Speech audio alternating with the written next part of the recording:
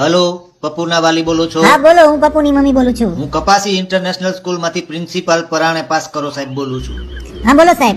બેન તમે ધ્યાન નથી દેતા આ છોકરા. હા તો ધ્યાન દેવા તો તમને દીધો છે ને સાહેબ. શું છે હું ઈ કયો? અરે બેન તમારે પણ ધ્યાન દેવું જોઈએ. આજે અમારા વિજ્ઞાનના સાહેબે એને પ્રશ્ન પૂછ્યો કે ગરોળી કોણ છે? મારા પપ્પુ પાસે જવાબ હોય જ, ઈ પાછો ન પડે શું સાહેબ. પાછો ન પડે? પપ્પુએ કીધું કે ગરોળી ઈ ગરીબ મગરમચ્છ છે, એને નાનપણમાં હરખું એની માએ ખાવા નથી દીધું એટલે નબળી રહી ગઈ છે. બરોબર છે ને સાહેબ, ઈ તો મગરમચ્છની માને ધ્યાન દેવું જોઈએ ને. જો મારા પપ્પુમાં કઈ ઘટે છે? ઈ જવાબદારી માયુની હોય સાહેબ. છોકરામાં ધ્યાન દેવું ને ભેટકા કરવું, પછી છોકરા નબળા રહી જાય. અરે પણ બેન જો સાહેબ બેન પેન કઈ નહીં, આ તો મારા પપ્પુએ જવાબ આપ્યો. બાકી મારું પપ્પુ પાર્ટી પંચાયતમાં પડે જ નહીં સાહેબ.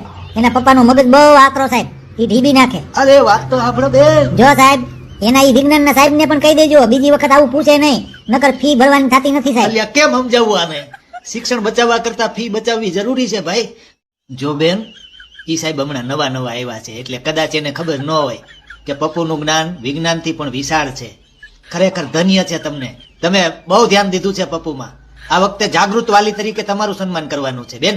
પ્રમાણપત્ર માટે એક ફોટો મોકલી દેજો. હા હો સાહેબ, ખજૂર રોલ બનાવ્યા છે, કહેતા હોય તો પપ્પુ હારે મોકલું ડબરામાં. ફી બચી ગઈ. હવે આ મામલો મેદાને આવે તેથી તને ખબર પડે. સમાજની વાતમાં કોઈ સમાધાનમાં હું માનતો નથી. મારી આબરૂ ઉપર કોઈ આવી જાય ને પછી એની હારે સમાધાન ન હોય.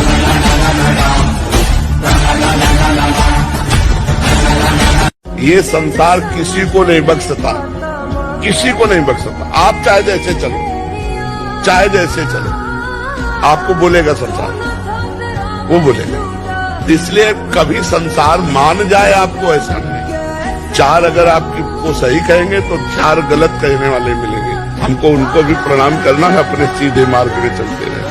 એકવાર બેનને જોરદાર તાળીઓથી બીજી વાર વધાવી લ્યો. સમય આપીને બેઠા છે યાર, અને પાછા એવા ડેન્જર છે ચકલું ફરકવાય ન દે અને ચકલાને બાજ બનવાય ન દે. માણસ ઇજ્જત માટે મરી જતા, ઇજ્જત માટે. હવે આપણું વહી જાય છે, આવી જાય નોર્મલ થી. આપણું એક નોર્મલ વસ્તુ થઈ જાય છે. તમે કોકનું બૂચ માર દો 5 કરોડનું, તમારી આબરૂ વહી જાય. વળી જો સમાજને તમે 50 લાખ રૂપિયા તમારું સન્માન કરે તરત આબરૂ પાછી. એટલે 1.5 કરોડનું બૂચ માં તમે 50 લાખ જ આપવાને આબરૂ માટે.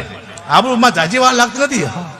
અને ખરા ટાણે બાયલા હરી હરી નીકળી જાય. પાછા એમ કે અમે એકચ્યુઅલી બેઠા છીએ, અડધી રાતે બોલાવજો. પણ તું ભણના દીકરા આવ્યું તો થાય ને. અડધી રાતે તારો ફોન જ સ્વિચ ઓફ હોય યાર.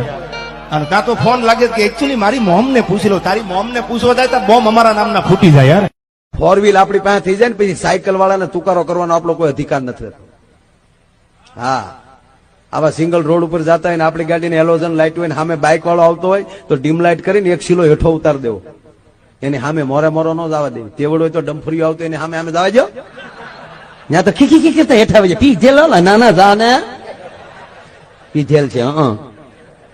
એના બમ્ફર ને ખોબોય નહીં પડે, તું ટોટલ લોસ માં આવી જાય દીકરા. जाको राखे साहियां मार सके न कोई. अगर भगवान रक्षक हम भगवान जिताने वाले तो कोई परास्त नहीं कर सकता. हर विधान उल्टा होता चला जाता है. और अगर भगवान से विमुख हो तो चाहे जितनी उन्नति हो उसका परिणाम कुछ नहीं होगा. या हम मर जाएंगे, सब छूट जाएगा. नाम भगवान का, वास्त्र भगवान का, वो उठाते हैं तो उठाते चले जाते हैं ना. जो हनीमून बहाने ले गई और अपने पति को मरवा दिया, जबकि वो लड़का देखने में कितना सुंदर था जिसको मार दिया, और वो जिसके संग उसका चक्कर था वो कितना घटिया दिख रहा है.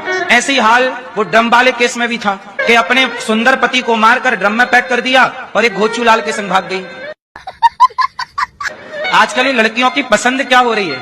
इन्हें घोचू ही पसंद आ रहे हैं.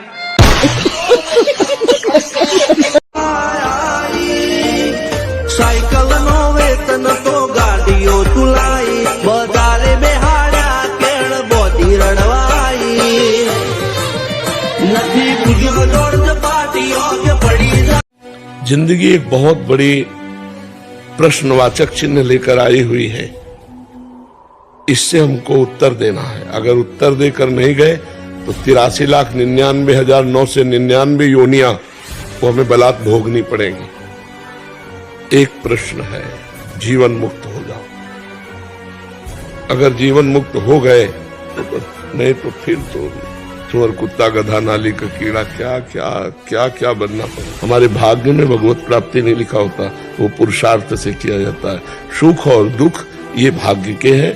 और प्रारब्ध को मिटाने के लिए जोरदार केवल भगवान का भजन है और कुछ नहीं है. ये संसार किसी को नहीं बख्श सकता, किसी को नहीं बख्श सकता। आप चाहे जैसे चलो, चाहे जैसे चलो, आपको बोलेगा संसार, वो बोलेगा। इसलिए कभी संसार मान जाए आपको, ऐसा नहीं। चार अगर आपको सही कहेंगे तो चार गलत कहने वाले मिलेंगे। हमको उनको भी प्रणाम करना है, अपने सीधे मार्ग में चलते